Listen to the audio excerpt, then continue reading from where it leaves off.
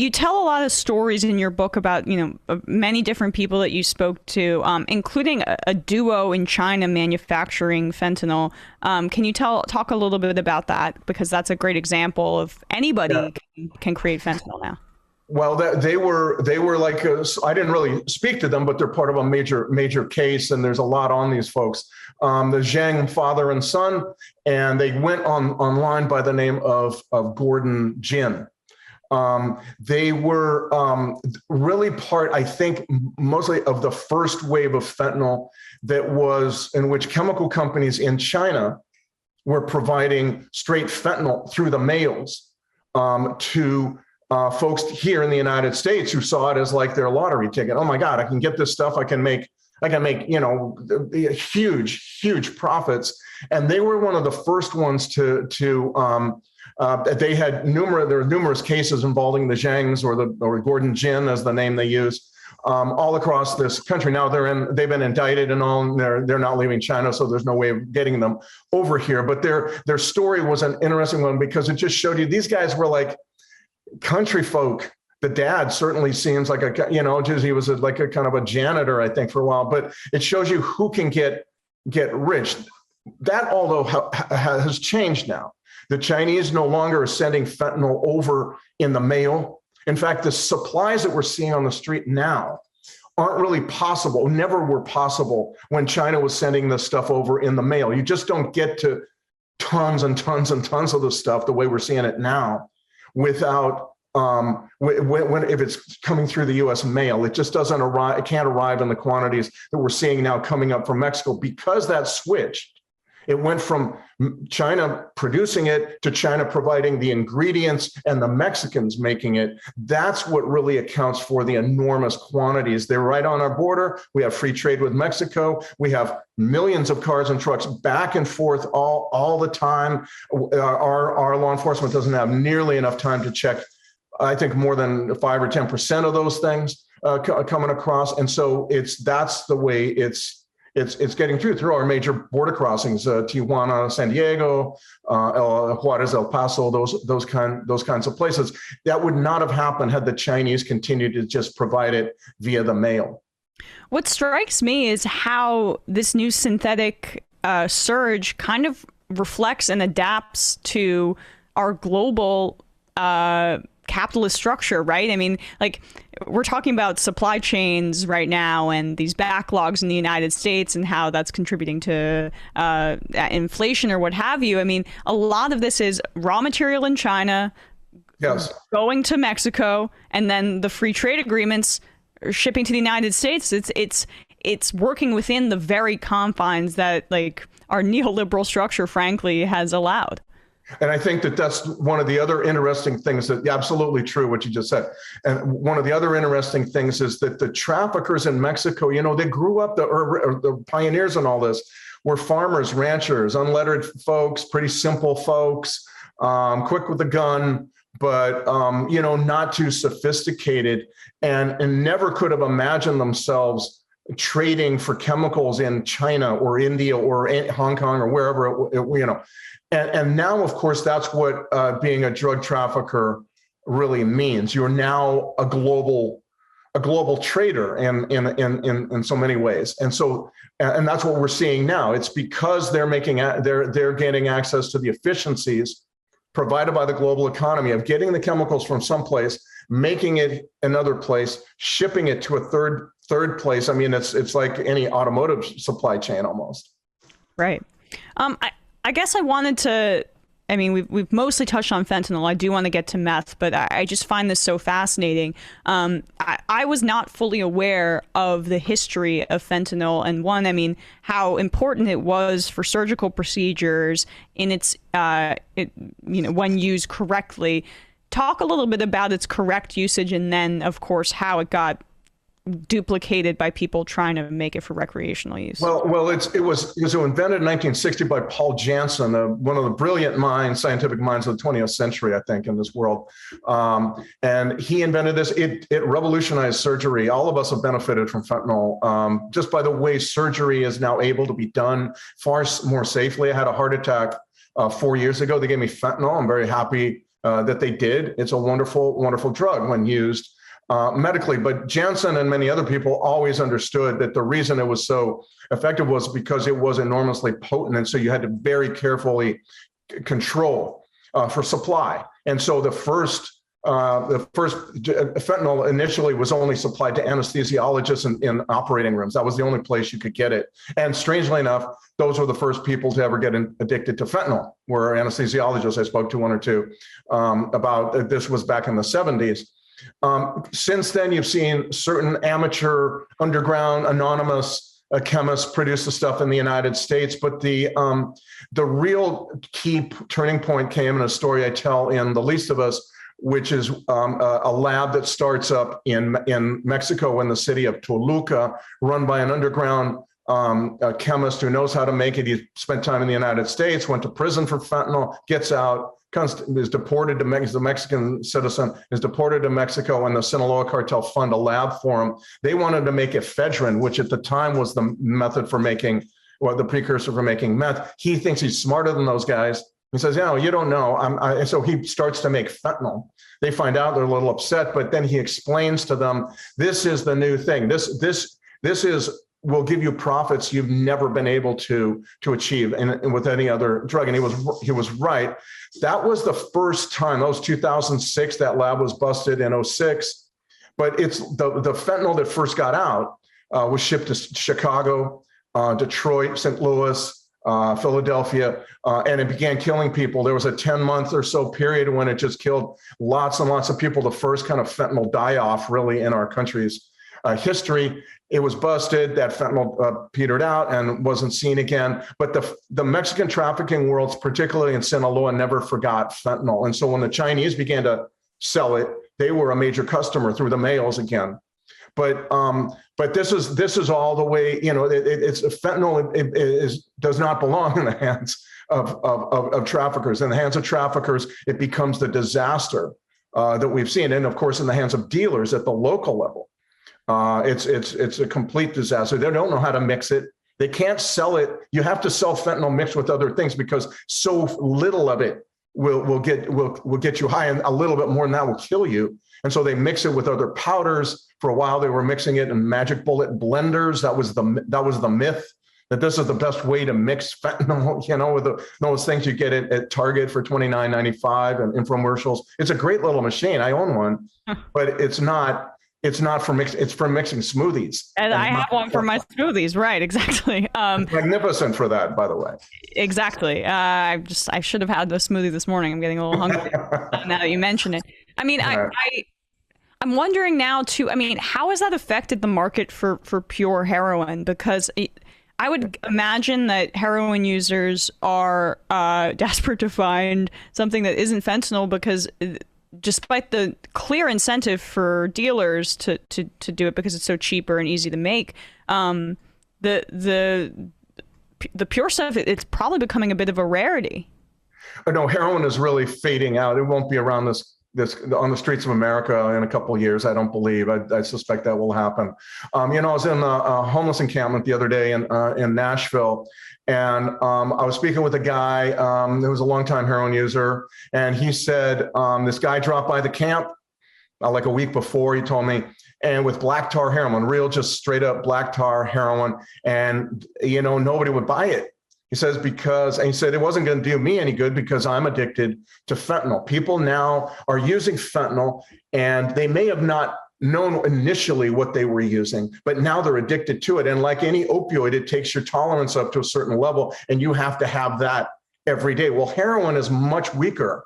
As potent as heroin is, and it can be, it's much weaker than fentanyl. So there's no way that fentanyl is going to get rid or keep the dope sickness, the withdrawals and all at bay. And so people now, like this fella, need fentanyl, and it's that is the case. I'm finding that all over the country now. Really, people have switched. People at first were leery of fentanyl, and now a lot of people still are leery. Of course, it's a dangerous thing, but it's what's happened now is that people are now addicted to it, and once you're addicted to it, you got to buy it every day. That's one of the reasons why dealers on the street would mix fentanyl because it's, again, the supply is so prevalent, plentiful, it's like salt, would mix it into cocaine, because you boost your cocaine a little bit. And if after a while, that person who's buying your cocaine thinking it's just straight cocaine, once it has fentanyl in it, now becomes a fentanyl addict. And that addict has to buy from you every single day. Whereas cocaine, you might buy every week, every few days. That turns an occasional customer into a regular, very serious intent customer. And that's what you're finding on the streets of America today. The people are using levels of fentanyl that would have killed them 2 or 3 years ago, but their tolerance is much, much higher. And that's why heroin is almost worthless on the street in America today. But like, I maybe I'm just, I don't have the literacy, but cocaine alerts, it's a stimulant, right? And fentanyl is a depressant. It's a depressant. Why would, and then we can also then turn to meth after this question, but I don't understand why a cocaine user would, or they would immediately notice, right? If there's, I think a lot of them don't understand what's going on, and it doesn't take you long to all of a sudden need that stuff. And so a couple of purchases, and you're pretty much right there. You are now a fentanyl user, and then there's this slippery slope that you begin to slide down into, and pretty soon the cocaine isn't even the issue anymore. But dealers on the street have definitely found this to be the case. I would say this is the main reason now we're seeing rising deaths over the last 4 or 5 years, say, in the African American community due to opioids. When I was writing Dreamland, it was clear to me that the opioid epidemic was really just dramatically a white problem. I saw virtually no Black people involved in it. But now what you're seeing is African Americans whose drug of choice in the drug using community is cocaine. They are using it, and they're getting addicted to fentanyl, or what's actually happening is a lot of them just simply, they have, of course, no tolerance for this stuff, and so they very quickly die. So you're seeing this real increase in African American opioid overdose deaths. But really, when you dig down deep into the numbers, just talking with coroners in Cleveland and Akron, this is where you first saw this phenomenon taking place. It's very clear that the people who are using it think they're using cocaine. That's what killed, for example, Michael K. Williams, a great actor who was in The Wire not long ago. He I'm sure thought he was using cocaine. He was, but there was in the cocaine there was some fentanyl, and that's what I think killed him. So this is all part of the new normal, given the fact that we have synthetic drugs coming out of Mexico in the quantities that are just staggering. Yeah, I mean, I wonder, once rich Wall Street types see fentanyl in their cocaine, which is, widely recreationally used, that might change the game a little bit. No, I think synthetic drugs have spelled the end to the concept of recreational drug use. That was a concept that is kind of old. It grew up in a time when the drugs were far more scarce, far more expensive, and far weaker, far more forgiving overall in general, you might say, than they are now. The truth is now there's no way of knowing, unless you buy a pill from a pharmacy and that pill comes in a bottle that you get from that pharmacy, there's almost no way of knowing that what you're going to using, even if you get it from a very trusted friend, that what you're using won't have fentanyl in it. It's all a one big, game of Russian roulette now on the streets. Hence the enormous numbers of overdose deaths that we've been seeing over this year and last year. Yeah, I mean, there's part of me where you go, okay, well, if there's a way to decriminalize something like cocaine, maybe that allows for less of that, but we're dealing with such a scary wild west with the synthetics that, I would not want to decriminalize those right now. Possession, yes, but those are... Well, the problem is, if Nobody lasts on the street. There's no such thing as a long-term fentanyl user, and fentanyl is now in everything. And so there's this mix now that's really rare. It's never happened really in the widespread nature of it, where you're finding fentanyl and stimulants together, cocaine, methamphetamine, et cetera. So the truth is, anybody who has fentanyl is at risk of dying. Leaving people on the street, first of all, selling fentanyl is akin, in my opinion, I think the evidence is pretty clear on this, to firing a gun into a crowd. You are very, very likely to kill somebody and extremely likely to cause extraordinary damage to somebody and maybe a lot of people. With just possession, though, the problem is that if you are using that, you are going to die. That it's a death sentence. It's not like you have any reprieve, you know what I mean? And so I believe now this whole episode has really called into question the idea of whether it's a good idea to decriminalize these drugs. That's what we had. We had an experiment, drug decriminalization. That was what COVID was. It was unplanned. Nobody intended it, but essentially what it was saying, the jails were kicking people loose. Cops weren't arresting people for the kinds of, possession type stuff or even larger, like possession of stolen property or these kinds of things, because they didn't want people in the jail passing the coronavirus. So what that meant is, one of the effects of that is, I think, the overdose death numbers that we've seen. This is a new world. People need to understand that old ideas don't apply anymore. Recreational drug use is one of them. I think decriminalizing fentanyl or meth, rather what we need to do is we need to use arresting powers to get people off the street, not to get them into prison, but to begin their treatment. And this is, I think, more and more jurisdictions are understanding that you leave people on the street, they're going to be dead. That's not like a debatable point anymore.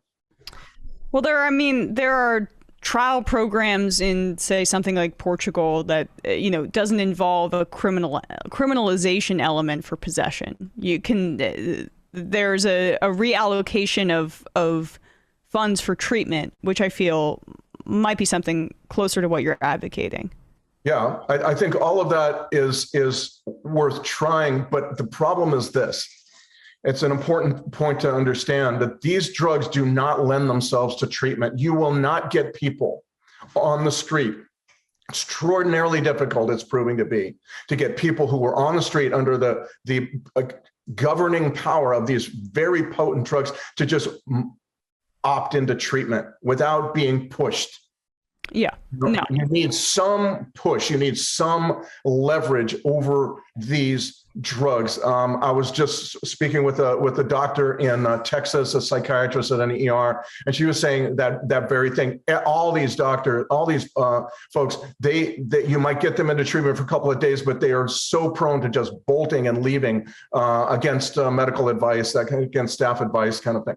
And and once they're out on the street, again, this is a deadly thing. This is not the drugs of, say, even crack of the 1980s, which was awful, but you didn't die, And then, of course, methamphetamine, which is kind of a deranging thing now, absolutely people get out of their minds, and therefore also very difficult to get into treatment, because in order to have really successful treatment, you have to be able to have that human connection. And when you're paranoid and schizophrenic and the hallucinations and all this stuff, it just is very difficult to develop that rapport with a person in that condition.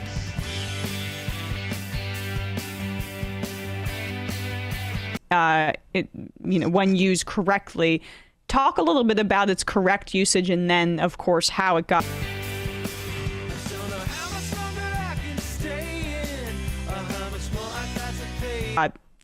duplicated.